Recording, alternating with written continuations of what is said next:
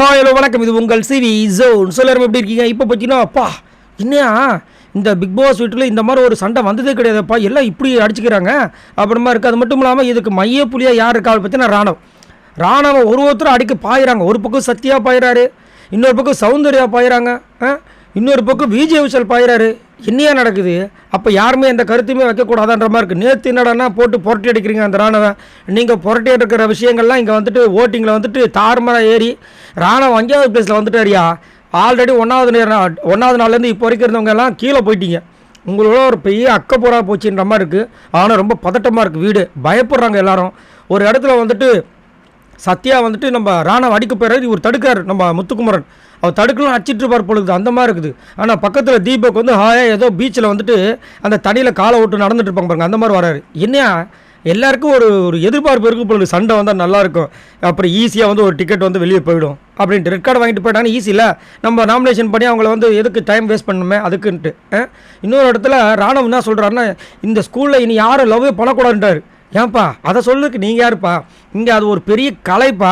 அந்த மாதிரி எத்தனை சீசனில் நடந்து இந்த லவ் இதெல்லாம் வந்து நீங்கள் புரட்டி பார்த்தா தான் தெரியும் உங்களுக்கு. ஆனால் அந்த லவ் வெளியே வந்ததுக்கப்புறம் பிச்சுட்டு போயிருக்காது வேறு விஷயம்.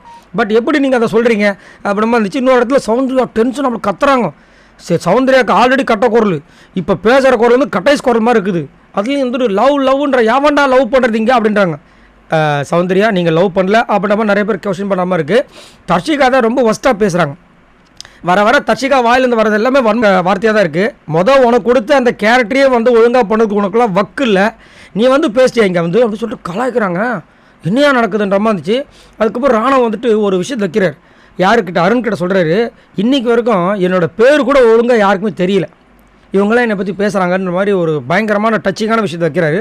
அது உண்மை, இனிமேல் யாருக்குமே தெரியாது. ஆனால் இவரை பற்றி குறை மட்டும் நல்லா சொல்கிறாங்க, வக்கு இல்லை மக்கு.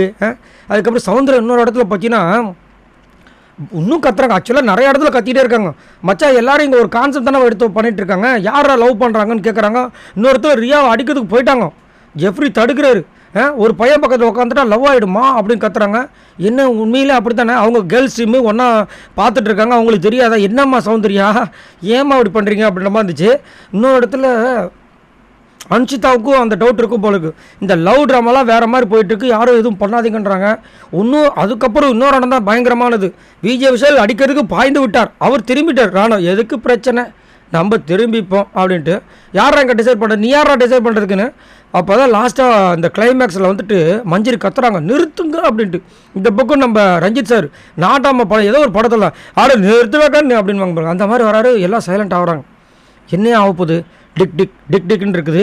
அதை நம்ம லைவில் பார்க்கும்போது தெரியும். ஸோ நீங்கள் உங்களோட கமெண்ட்ஸை சொல்லுங்கள். இவ்வளோ பெரிய பிரச்சனைகள், இதில் யார் மேலே தப்பு இருக்குன்னு நினைக்கிறீங்க? மறக்காமல் கமெண்ட்ஸ் பண்ணுங்கள். பாய் நண்பர்களே.